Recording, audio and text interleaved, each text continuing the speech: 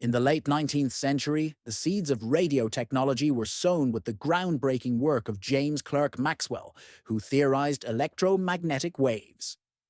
This theory was brought to life by Heinrich Hertz, who demonstrated these waves in the 1880s. Fast forward to 1895, Guglielmo Marconi, an Italian inventor, successfully sent the first radio signal across a mile, marking the birth of wireless communication. By 1901, Marconi achieved the first transatlantic radio transmission, a feat that revolutionized global communication. The early 20th century saw rapid advancements, with radio playing a crucial role during World War I for military communications.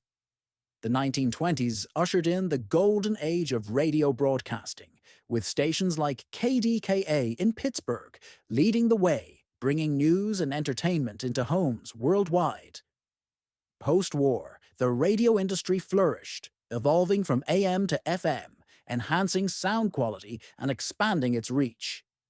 Today, radio remains a vital medium, adapting to digital landscapes, streaming online, and continuing to connect communities across the globe.